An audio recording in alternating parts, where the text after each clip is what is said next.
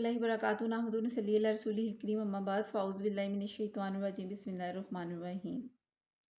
अल्लाह सुब्हानहू तआला की पनाह चाहती हूँ शैतान मरदूद से, इसी भी मेरे पास हाजिर और शुरू अल्लाह सुब्हानहू तआला के नाम से जो बहुत मेहरबान है, रहम करने वाला है। सूरह शुआरा वही के लिहाज से सूरत आप सल्लल्लाहु अलैहि वसल्लम पर 47 नंबर पर उतारी गई, कुरानी तरतीब से 26 नंबर पे है। आयात इसकी 227 है, रुकू 11 है। शुआरा के जो मायने हैं वो शायर के हैं। आयत 1 हरूफ मुक़त्ता ता सीन मीम अलग अलग पढ़े जाने वाले हरूफ जिनके मायने अल्लाह सुब्हानहू तआला के सिवा कोई नहीं जानता। आयत 2 से फरमाया जा रहा है ये आयतें रोशन किताब की हैं, इनके ईमान न लाने पर शायद आप तो अपनी जान खो देंगे। नबी पाक सल्लल्लाहु अलैहि वसल्लम को इंसानियत से जो हमदर्दी और उनकी हिदायत के लिए जो तड़प थी उसका इजहार इस आयत में किया जा रहा है कि उनके ना ईमान लाने पर शायद आप तो अपनी जान खो देंगे अगर हम चाहते। अल्लाह सुब्हानहू तआला फरमाता है कि अगर हम चाहते तो उन पर आसमान से कोई ऐसा निशान उतारते कि सब हमारे सामने गर्दनें खम सबकी हो जाती, यानी कि ऐसा हम निशान उतारते कि जिसके सामने उनकी गर्दनें खम हो जाती हैं। उनके पास रहमान की तरफ से जो भी नई नसीहत आती है उसे रुगर्दानी करते हैं। यकीनन उन लोगों ने झुटलाया है, अब उनके पास जल्दी से उनकी खबरें आ जाएंगी जिसके साथ वो मस्खरापन करते हैं, यानी तकजीब के नतीजे में हमारा अजाब अनकरीब उन्हें अपनी गिरफ्त में ले लेगा। फिर इस तरह फरमाया जा रहा है क्या उन्होंने ज़मीन पर नजरें नहीं डाली कि हमने उसमें हर तरह के नफीस जोड़े किस कदर उगाए हैं, बेशक वो इसमें निशानी है और इनमें से अक्सर लोग मोमिन नहीं, और तेरा रब यकीनन बड़ा मेहरबान और गालिब है। फिर इसी तरह आयत 10 से मूसा अलैहिस्सलाम का जिक्र किया जा रहा है। आयत 10 से लेकर 68 तक वाक़या बयान किया जा रहा है, जैसे कि सूरह ताहा वही के लिहाज से 45 नंबर पे, कुरानी तरतीब के लिहाज से 20 नंबर पे सूरत आप पे जो उतारी गई। आयत 9 से लेके 98 में वाक़या मूसा अलैहिस्सलाम को जो बयान किया गया।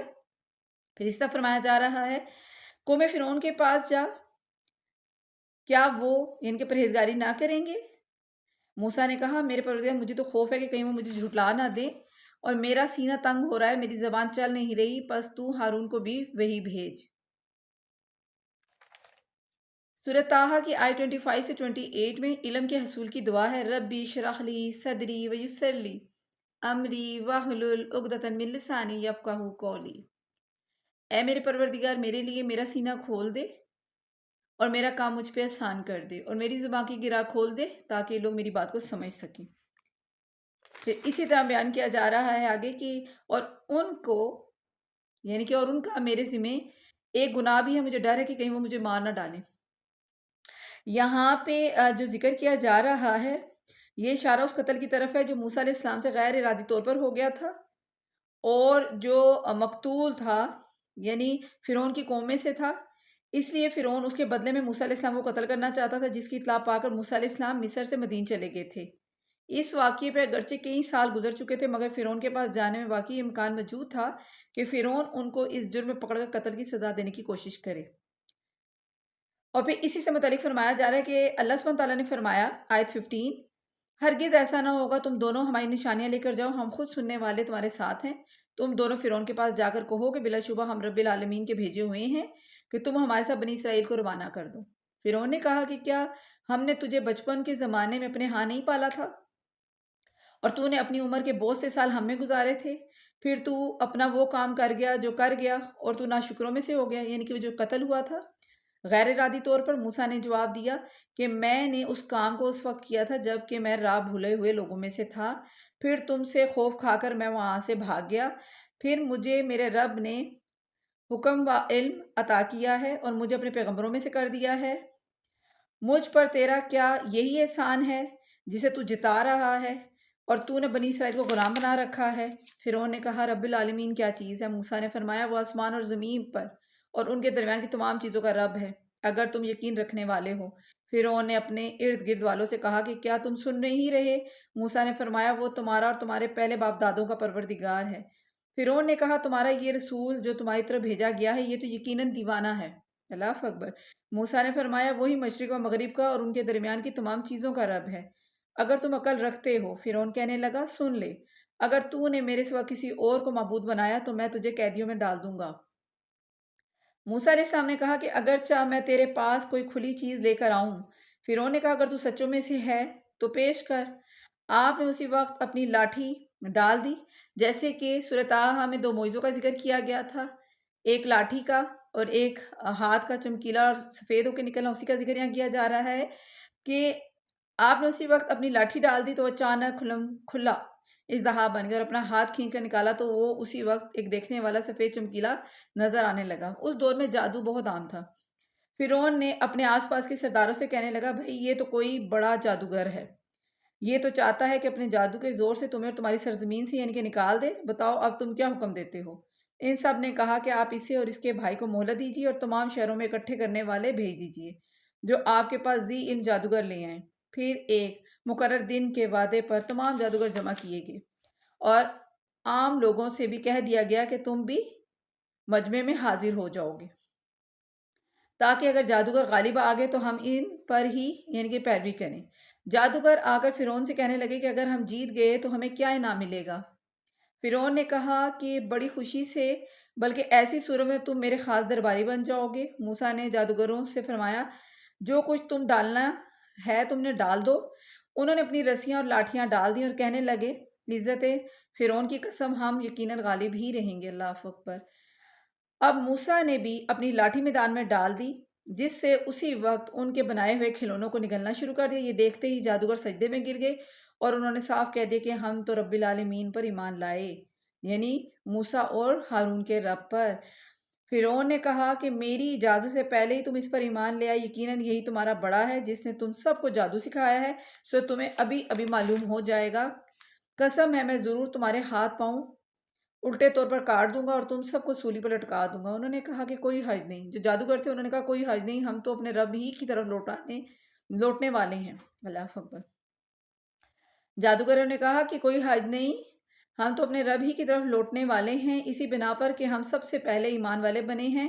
ہمیں امید ہے کہ ہمارا رب ہماری ساری خطائیں معاف کر دے گا۔ اور ہم نے موسیٰ کو وحی کی کہ راتوں رات میرے بندوں کو لے کر نکل چل، تم سب پیچھا کیے جاؤ گے۔ تو فرعون نے شہروں میں نقیب روانہ کی۔ یقیناً یہ گروہ بہت ہی کم تعداد تھا اور اس پر یہ ہمیں سخت غضبناک کر رہے ہیں، اور یقیناً ہم بڑی جماعت ہیں ان سے چکنا رہنے والے۔ بالآخر ہم نے انہیں باغات سے اور چشموں سے نکال باہر کیا۔ یعنی یہاں پہ وہ فرعون نے کہا آیت 55 میں کہ میری اجازت کے بغیر ان کو یہاں سے فرار ہونا میرے لیے یعنی غضب کا باعث ہے، اور یقیناً ہم بڑی جماعت ہیں، چکونا رہنے والی ہیں، اس لیے کہ ان کی سازش کو ناکام بنانے کے لیے یعنی کہ انہوں نے کہا، اور جب وہ ان کے پیچھے یعنی کہ انہوں نے کیا، اللہ سبحانہ تعالیٰ نے جو فرعون تھا اور اس کے جو ساتھ تھے لشکر تھے ان کو غرق کر دیا تھا۔ پھر یہاں فرمایا جا رہا ہے بالآخر ہم نے انہیں باغات سے اور چشموں سے نکال باہر کیا اور خزانوں سے اور اچھے اچھے مقامات سے بھی نکال باہر کیا، اور اسی طرح ہوا، اور ہم نے ان تمام چیزوں کو وارث بنی اسرائیل کو بنا دیا۔ پس فرعونی سورج نکلتے ہی ان کے تعاقب میں نکلے۔ پس جب دونوں جماعتوں نے ایک دوسرے کو دیکھ لیا تو موسیٰ کے ساتھیوں نے کہا ہم یقیناً پکڑ لیے گئے۔ موسیٰ نے کہا ہرگز نہیں، یقین مانو میرا رب میرے ساتھ ہے جو ضرور مجھے راہ دکھائے گا۔ ہم نے موسیٰ کی طرف وہی بھیجی کہ دریا پر اپنا عصا مارو، پس اسی وقت دریا پھٹ گیا اور ہر ایک حصہ پانی کا مثال یعنی کہ بڑے سارے پہاڑ کے ہو گیا، اور ہم نے اسی جگہ دوسروں کو نزدیک لا کھڑا کر دیا اور موسیٰ کو اور اس کے تمام ساتھیوں کو نجات دی۔ پھر وہ سب دوسروں کو یعنی کہ جو فرعون اور اس کے ساتھی تھے ان کو ڈبو دیا۔ یقیناً اس میں بڑی عبرت ہے اور ان میں سے اکثر لوگ ایمان والے نہیں، اور بے شک آپ کا رب بڑا ہی غالب اور مہربان ہے۔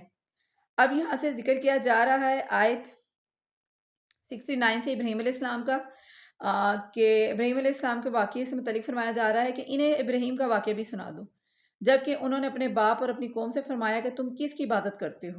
انہوں نے جواب دیا کہ بتوں کی عبادت کرتے ہیں، ہم تو برابر ان کے مجاور بنے بیٹھے ہیں۔ آپ نے فرمایا کہ جب تم انہیں پکارتے ہو کیا وہ سنتے بھی ہیں یا تمہیں نفع نقصان بھی پہنچا سکتے ہیں؟ انہوں نے کہا کہ یہ ہم کچھ نہیں جانتے، ہم تو اپنے باپ داداؤں کو اسی طرح کرتے پایا ہے۔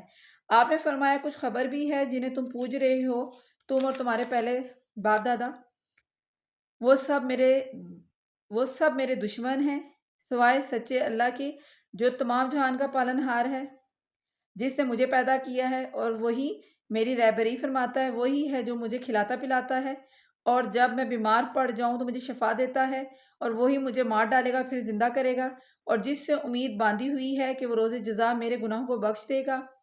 اے میرے رب مجھے قوت فیصلہ عطا کر اور مجھے نیک لوگوں میں ملا دے، اور میرا ذکر خیر پچھلے لوگوں میں بھی باقی رکھ۔ مجھے نعمتوں والی جنتوں کے وارثوں میں بنا دے اور میرے باپ کو بخش دے یقیناً گمراہوں میں سے۔ یہ آپ نے دعا تب کی تھی کیونکہ یہ جو صورت ہے 47 نمبر پر وحی کی نبی پاک صلی اللہ علیہ وسلم پر آپ نے یہ دعا کی۔ اس کے علاوہ سورہ ممتحنہ جو وحی کے لحاظ سے 91 نمبر پہ ہے اس میں بھی آپ نے دعا کی۔ تب تک آپ کو یہ پتہ نہیں تھا کہ آپ کا جو باپ ہے اللہ کا دشمن ہے۔ جب واضح ہو گیا تھا جو سورہ برات ہے، سورہ توبہ جو وحی کے لحاظ سے 113 نمبر پہ ہے، آخری سورت ہے سورۃ النصر۔ اذا جاء نصر اللہ والفتح سيدخلون في دین اللہ فسبح بحمد واستغفر انک کان توابا۔ 113 جو سورت ہے سورۃ توبہ، اس میں اللہ سبحانہ تعالیٰ نے آیت اتاری ہے جس میں فرمایا کہ پیغمبر اور مسلمانوں کو مشرکین کے لیے دعا کرنا جائز نہیں۔ تو پھر اسی طرح فرمایا جا رہا ہے یہاں پہ، اور جس دن کے لوگ اٹھا کھڑے کیے جائیں گے مجھے رسوا نہ کرنا، جس دن کے مال اور اولاد کچھ کام نہ آئے گا، لیکن فائدے والا وہی ہوگا جو اللہ کے سامنے بے عیب دل لے کر آئے گا، اور پرہیزگاروں کے لیے جنت بالکل نزدیک لا دی جائے گی، اور گمراہ لوگوں کے لیے جہنم ظاہر کر دی جائے گی، اور ان سے پوچھا جائے گا کہ جن کی تم پوجا کرتے تھے کہاں ہیں؟ جو اللہ کے سوا تھے جن کو تم پکارتے، کیا وہ تمہاری مدد کرتے تھے؟ کوئی بدلہ لے سکتے ہیں؟ پس وہ سب اور کل گمراہ لوگ جہنم میں اوندھے منہ ڈال دیے جائیں گے، اور ابلیس کے تمام لشکر بھی، اور وہاں آپس میں لڑتے جھگڑتے ہوئے کہیں گے کہ قسم اللہ کی یقیناً ہم تو کھلی غلطی پر تھے جبکہ تمہیں رب العالمین کے برابر سمجھ بیٹھے تھے، اور ہمیں تو سوا ان بدکاروں کہ کسی اور نے گمراہ نہیں کیا، اب تو ہمارا کوئی سفارشی بھی نہیں اور نہ کوئی سچا غم خوار دوست۔ اللہ اکبر۔ اور اگر کاش کہ ہمیں ایک مرتبہ پھر جانا ملتا تو ہم پکے سچے مومن بن جاتے۔ یہ ماجرا یقیناً ایک زبردست نشانی ہے، ان میں سے اکثر لوگ ایمان لانے والے نہیں، یقیناً آپ کا پروردگار ہی غالباً مہربان ہے۔ پھر یہاں سے ذکر کیا جا رہا ہے آیت 105 سے 122 میں قوم نوح کا۔ فرمایا جا رہا ہے کہ قوم نوح نے بھی نبیوں کو جھٹلایا جب ان کے بھائی نوح نے کہا کہ کیا تمہیں اللہ کا خوف نہیں؟ سنو میں تمہاری طرف اللہ کا ایماندار رسول ہوں، پس تمہیں اللہ سے ڈرنا چاہیے اور میری بات ماننی چاہیے۔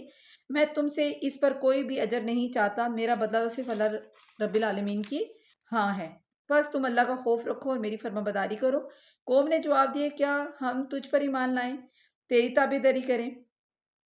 یعنی کہ جاؤ مال نہ رکھنے والے جو لوگ ہیں ان کو یہاں پہ جو ذکر کیا جا رہا ہے جس کی وجہ سے معاشرے میں ان کو کمتر سمجھنے والے، اور انہی میں وہ لوگ بھی آ جاتے ہیں جو حقیر سمجھے جانے والے ان کے پیشوں سے تعلق رکھتے ہیں، یعنی کہ انہوں نے کہا کہ تم یعنی کہ تابعداری کریں، رذیل لوگوں نے کی ہے۔ آپ نے فرمایا مجھے کیا خبر کہ وہ پہلے کیا کرتے تھے، ان کا حساب تو میرے رب کے ذمہ ہے۔ اگر تمہیں شعور ہو تو میں ایمانداروں کو دھکے دینے والا نہیں، میں تو صاف طور پر ڈرا دینے والا ہوں۔ انہوں نے کہا کہ اے نوح اگر تو باز نہ آیا تو یقیناً ہم تجھے سنسار کر دیں گے۔ آپ نے کہا اے میرے پروردگار میری قوم نے مجھے جھٹلایا ہے، پس تم مجھ میں اور ان میں کوئی قطعی فیصلہ کر دے اور مجھے اور میرے با ایمان ساتھیوں کو نجات دے۔ چنانچہ ہم نے اس پر اس کے ساتھیوں کو بھری ہوئی کشتی میں سوار کر دیا، نجات دی اور پھر باقی تمام لوگوں کو ڈبو دیا۔ یقیناً اس میں بڑی عبرت ہے، اس میں سے اکثر لوگ ایمان لانے والے نہیں تھے، اور بے شک آپ کا پروردگار البتہ وہی زبردست رحم کرنے والا ہے۔ پھر قوم عاد کا ذکر کیا جا رہا ہے 123 سے 140 میں۔ عادیوں نے بھی رسول کو جھٹلایا جبکہ ان سے ان کے بھائی ہود نے کہا کہ کیا تم ڈرتے نہیں؟ میں تمہارا ایماندار پیغمبر ہوں، بس اللہ سے ڈرو اور میرا کہا مانو۔ میں اس پر تم سے کوئی اجرت طلب نہیں کرتا، میرا ثواب تو تمام جہان کے پروردگار کے پاس ہے۔ کیا تم ایک ٹھیلے بطور کھیل تماشا یادگار امانت بنا رہے ہو اور بڑی صنعت کاری کے مضبوط محل تعمیر کر رہے ہو، گویا کہ تم ہمیشہ یہی رہو گے، اور جب کسی پر ہاتھ ڈالتے ہو تو سختی اور ظلم سے پکڑتے ہو؟ اللہ سے ڈرو اور میری پیروی کرو، اس سے ڈرو جس نے ان چیزوں سے تمہاری امداد کی جنہیں تم جانتے نہیں ہو۔ اس نے تمہاری مدد کی مال اور اولاد سے، باغات سے اور چشموں سے۔ مجھے تو تمہاری نسبت بڑے دن کے عذاب کا اندیشہ ہے۔ انہوں نے کہا کہ آپ وعظ کریں یا وعظ کرنے والوں میں سے نہ ہوں، ہم پر یکساں ہیں، یہ تو بس پرانے لوگوں کی عادت ہے، اور ہم ہرگز عذاب نہیں دیے جائیں گے، کیونکہ انہوں نے عادیوں نے اور جو ہود کو جھٹلایا انہوں نے، اس لیے ہم نے انہیں تباہ کر دیا۔ یقیناً اس میں نشانی ہے اور ان میں اکثر لوگ بے ایمان تھے۔ بے شک آپ کا رب وہی غالب اور مہربان ہے۔ سمودیوں نے بھی جھٹلایا۔ قوم سمود کا ذکر کیا جا رہا ہے آیت 141 سے 159 میں۔ ان کے بھائی صلح نے ان سے فرمایا کہ کیا تم اللہ سے نہیں ڈرتے؟ میں تمہاری طرف اللہ کا ایماندار پیغمبر ہوں، تو تم اللہ سے ڈرو اور میرا کہا مانو۔ میں اس پر تم سے کوئی اجرت نہیں مانگتا، میری اجرت تو پس پروردگار عالم کے پاس ہے۔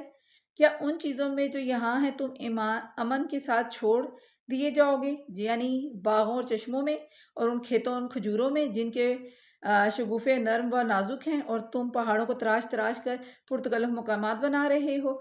پس اللہ سے ڈرو اور میری اطاعت کرو، بے باک حد سے گزر جانے والوں کی اطاعت سے باز آ جاؤ جو ملک میں فساد پھیلا رہے ہیں اور اصلاح نہیں کرتے۔ وہ بولے کہ بس تو ان میں سے ہے جن پر جادو کر دیا گیا ہے، تو ہم جیسا ہی انسان ہے، اگر تو سچوں میں سے ہے تو کوئی معجزہ لے کر آ۔ آپ نے فرمایا، یہ ہے اونٹنی، پانی پینے کی ایک باری اس کی اور ایک مقرر دن کی باری پانی کی پینے کی تمہاری۔ اسی طرح اہل مکہ نے مطالبہ کیا تھا معجزے کا نبی پاک صلی اللہ علیہ وسلم سے۔ سورہ قمر آیت 1 میں جو آپ نے معجزہ دکھایا، چاند کے 2 ٹکڑے ہو گئے، اور انہوں نے ایسے ہی آپ کو کہا جیسے کہ پہلے انبیاء کرام کو جادوگر اور جھوٹا اور انکار کیا گیا، جھٹلایا گیا۔ پھر یہاں پہ فرمایا جا رہا ہے، خبردار اسے برائی سے ہاتھ نہ لگانا ورنہ ایک بڑے بھاری دن کا عذاب تمہاری گرفت کر لے گا۔ پھر بھی انہوں نے اس کی کونچیں کاٹ ڈالی، پس وہ پشیمان ہو گئے اور عذاب نے انہیں آدھا بوچا۔ بے شک اس میں عبرت ہے، اور ان میں سے اکثر لوگ مومن نہ تھے، اور بے شک آپ کا رب بڑا زبردست اور مہربان ہے۔ قوم لوط نے بھی نبیوں کو جھٹلایا۔ قوم لوط کا ذکر کیا جا رہا ہے 160 سے 175 میں، اور ان سے ان کے بھائی لوط نے کہا، کیا تم اللہ کو خوف نہیں رکھتے؟ میں تمہاری طرف ایماندار رسول ہوں، بس تم اللہ سے ڈرو اور میری اطاعت کرو۔ میں تم سے اور اس پر کوئی بدلہ نہیں مانگتا، میرا اجر تو اللہ ہی کے پاس ہے جو تمام جہانوں کا رب ہے۔ کیا تم جہان والوں میں سے مردوں کی ساتھ شہوت رانی کرتے ہو، اور تمہاری جن عورتوں کو اللہ نے تمہارے جوڑے بنائے ہیں ان کو چھوڑ دیتے ہو، بلکہ تم تو حد سے گزرے ہوئے ہو؟ انہوں نے جواب دیا کہ اے لوط، اگر تو باز نہ آیا تو ہم تجھے نکال دیں گے۔ آپ نے فرمایا، میں تمہارے کام سے سخت ناخوش ہوں، میرے پروردگار مجھے اور میرے گھرانے کو اس وبال سے بچا لے گا یہ جو تم کرتے ہو۔ پس ہم نے اسے اور اس کے متعلقین کو بچا لیا، سب کو سوائے ایک بڑھیا کے، وہ پیچھے رہ جانا ان میں سے تھی۔ نوح علیہ السلام کی بیوی جو مسلمان نہ ہوئی تھی اس کا ذکر ہے۔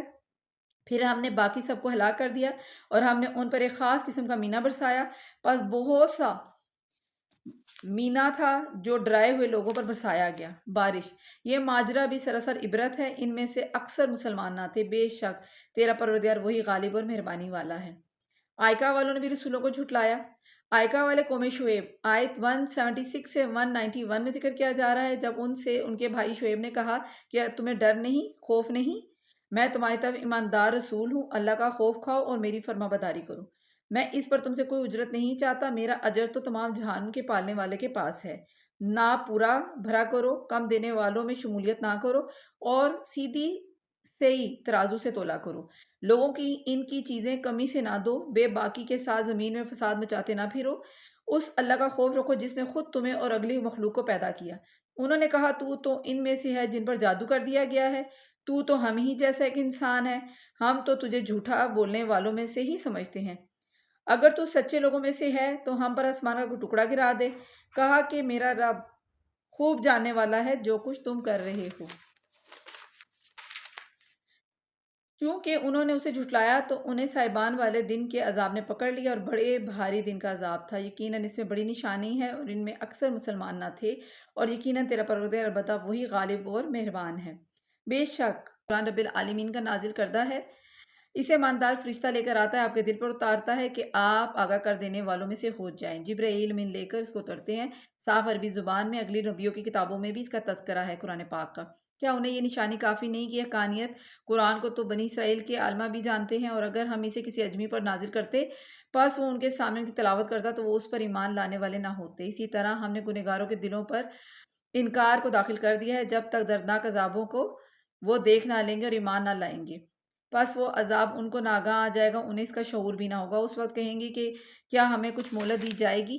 پس کیا یہ ہمارا عذاب، یعنی کہ ہمارے عذاب کی جو جلدی مچا رہے ہیں؟ اچھا یہ بھی بتاؤ کہ اگر ہم نے انہیں کئی سال میں فائدہ اٹھانے دیا، پھر انہیں وہ عذاب آ لگا جن سے وہ دھمکائے جاتے ہیں، تو جو کچھ بھی یہ برتتے ہیں اس میں سے کچھ بھی ان کے فائدے کو نہ پہنچا سکے گا، یعنی کہ کوئی بھی چیز ان کو فائدہ نہیں پہنچائے گی۔ ہم نے کسی بستی کو ہلاک نہیں کیا مگر اسی حال میں کہ اس کے لیے ڈرانے والے تھے۔ نصیحت کے طور پر ہم ظلم کرنے والے نہیں ہیں۔ اس قرآن کو شیطان نہیں لایا، نہ وہ اس کے قابل ہے، نہ انہیں اس کی طاقت ہے، بلکہ وہ تو سننے سے بھی محروم کر دیے گئے ہیں۔ بس تو اللہ کے ساتھ کسی اور معبود کو نہ پکارو کہ تو بھی سزا کے قابل بن جائے۔ اپنے قریبی رشتہ داروں کو ڈرا دے، اس کے ساتھ فروتنی سے پیش آ جو ایمان لانے والا ہو اور تیری تابعداری کرے۔ اگر یہ لوگ تیری نافرمانی کریں تو اعلان کر دے کہ میں ان کاموں سے بیزار ہوں جو تم کر رہے ہو۔ اپنا پورا بھروسہ غالب اللہ پر رکھ جو تجھے دیکھتا رہتا ہے جبکہ تو کھڑا ہوتا ہے، اور سجدہ کرنے والوں کے درمیان تیرا گھومنا پھرنا بھی وہ دیکھتا ہے۔ وہ بڑا ہی سننے والا، خوب ہی جاننے والا ہے۔ کیا میں تمہیں بتاؤں کہ شیطان کس پر اترتے ہیں؟ ہر وہ ایک جھوٹے گنہگار پر اترتے ہیں جو سنی سنائی پہنچا دیتے ہیں، اور ان میں سے اکثر جھوٹے ہیں۔ شاعروں کی پیروی وہ کرتے ہیں جو بہکے ہوئے ہوں۔ کیا آپ نے نہیں دیکھا کہ شاعر ایک بیابان میں سر ٹکراتے پھرتے ہیں، اور وہ کہتے ہیں جو کرتے نہیں، سوائے ان کے جو ایمان لائے اور نیک عمل کیے اور باکثرت اللہ کا ذکر کیا اور اپنی مظلومی کے بعد انتقام لیا۔ جنہوں نے ظلم کیا ہے وہ بھی ابھی جان لیں گے کہ کس کروٹ الٹتے ہیں۔ شاعروں سے متعلق فرمایا جا رہا ہے کہ شاعروں کی اکثریت چونکہ ایسی ہوتی ہے کہ اصول و ضوابط کے مطابق وہ اپنی ذاتی پسند اور ناپسند کے مطابق اظہار کرتے ہیں اور غلو اور مبالغہ رائے سے کام لیتے ہیں، یعنی کہ جو ان کا شاعرانہ جو شاعر ہوتے ہیں وہ کبھی ادھر کبھی ادھر بھٹکتے پھرتے ہیں۔ اسی لیے فرمایا کہ ان کے پیچھے لگنے والے بھی گمراہ ہیں، یعنی کہ اس قسم کے اشعار کے لیے حدیث مبارک میں فرمایا گیا کہ پیٹ کو لہو اور پیر سے بھر لینا جو ایسے خراب کر دے، شیر سے بھر لینے سے بہتر ہے۔ صحیح مسلم کی حدیث مبارک ہے۔ پھر یہاں پہ اسی بیان کو جو مطلب ہے کہ اللہ سبحانہ وتعالیٰ فرماتا ہے جیسے کہ سورہ یاسین میں 69 میں، سورہ حقہ آیت 43-40 میں فرمایا گیا کہ ہمارا جو پیغمبر ہے کہان نہیں ہے نہ شاعر ہے، اس لیے کہ کہان جھوٹا ہوتا ہے اور جو شاعر ہے ہر بیابان میں سر ٹکراتا پھرتا ہے۔ پھر اسی طرح فرمایا جا رہا ہے کہ ایسے مومن شاعر، یعنی کہ ان کفار کے جو شاعر ہیں ان کے جواب دیتے ہیں جس میں انہوں نے مسلمانوں کی برائی کی ہو، جس طرح حضرت حسان بن ثابت رضی اللہ عنہ کافروں کی جو برائی ہے یعنی کہ شاعری کا جواب دیا کرتے تھے، جو برائی کرتے تھے مسلمانوں کی۔ خود نبی پاک صلی اللہ علیہ وسلم ان کو فرماتے کہ ان کافروں کی جو یعنی کہ جو برائی بیان کر رہے ہیں کرو، جبرائیل بھی تمہارے ساتھ ہے۔ صحیح بخاری کی حدیث مبارک ہے۔ پھر اسی طرح معلوم ہوا ہے کہ ایسی شاعری جائز ہے جس میں جھوٹ کا مبالغہ نہ ہو اور جس کے ذریعے سے مشرکین و کفار اہل باطل کو جواب دیا جائے۔